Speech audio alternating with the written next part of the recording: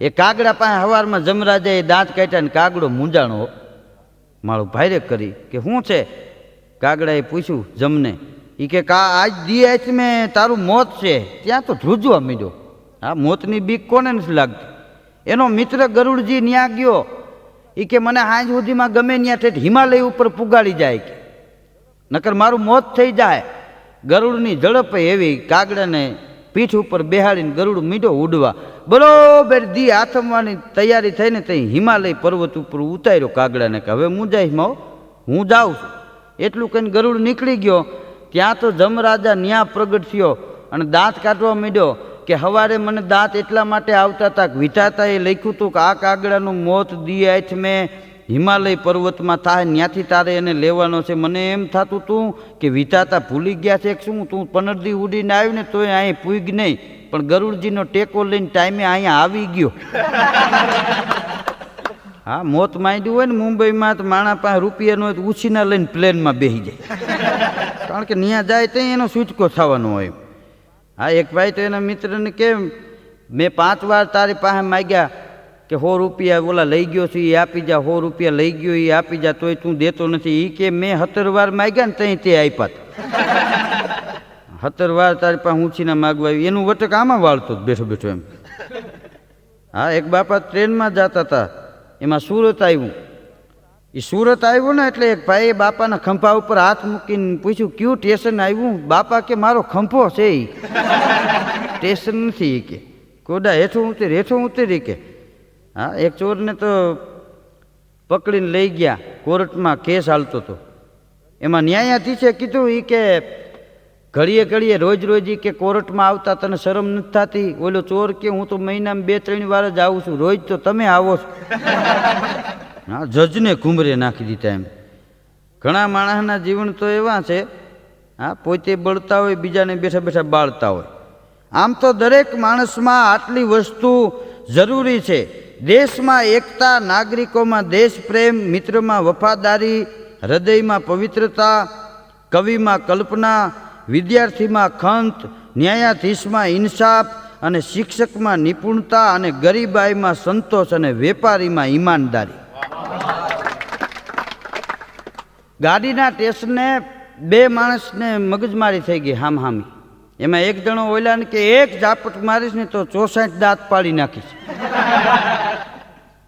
હા, ત્યાં તો પડખે ઊભો તો એને લકવા ઉપડી ગયો.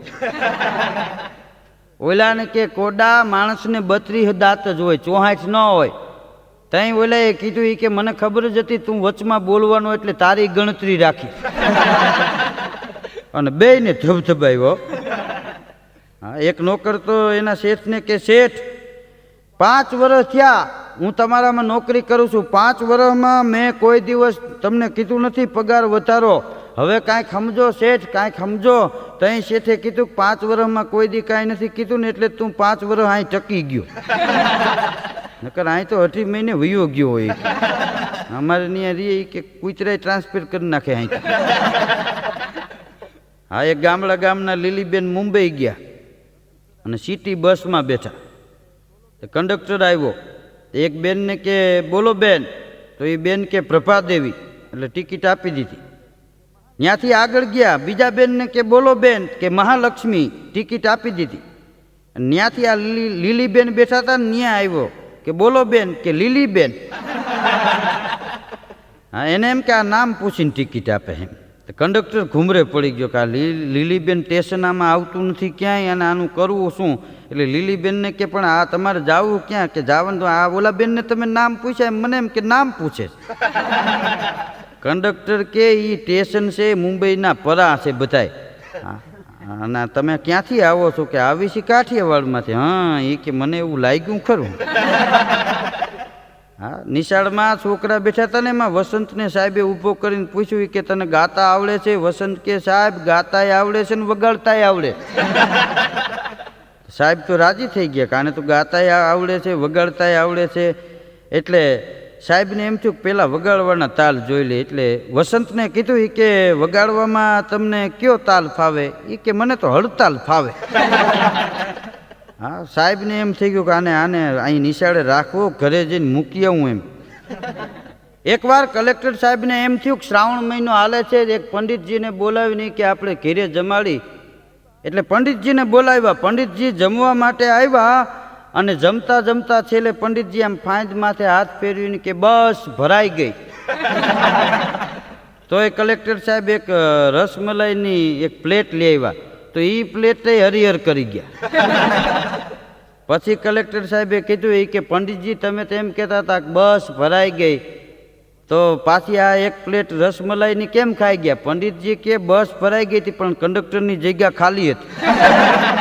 બોલો, એમ કરીને ઉલાડી ગયા એક પ્લેટ. એમ હા, માણસ કેટલું ખાય છે એ મહત્વનું નથી, કેટલું પચાવે છે ને એ મહત્વનું છે. એક ભાઈ એના મિત્રને કે શું હાલે છે? તો ઓલો કે બસ આપણે તો ઘીરે રહેવાનો ટાઈમ નથી. હા, ચક્કર હાલે છે. કે ચક્કર એટલે એ કે પેલા કન્યા જોવા માટે ચક્કર મારતા હતા. હા, પછી એ કે લગ્ન માટે ચક્કર મારતા હતા. પછી અટાણે એ કે હવે છૂટાછેડા માટે વકીલના ઘીરે ચક્કર મારી. બોલો, ચક્કરમાં ને ચક્કરમાં આખી જિંદગી માણસની વહી ગઈ. આ એક ભાઈના લગ્ન થયા અને પતિ પત્ની બે ફિલ્મ જોવા માટે ગયા.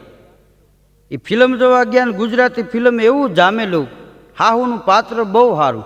એટલે એની ઘરવાળીએ એના ઘરવાળાને ઠોહો માર્યો. એ કે આમ જો આવા સાસુ હોય ને તો જીવવાની મજા બહુ આવે. ત્યાં પાછળથી એક ભાઈ બોલ્યા, એ કે મારી બા એવા જ છે. આમાં હું સમજવું, પણ જીવનની માલિપા જે હાહુ વહુને દીકરીની જેમ રાખે છે ને, એ વહુ છે ને એ હાહુને માની જેમ રાખે છે કાયમી માટે.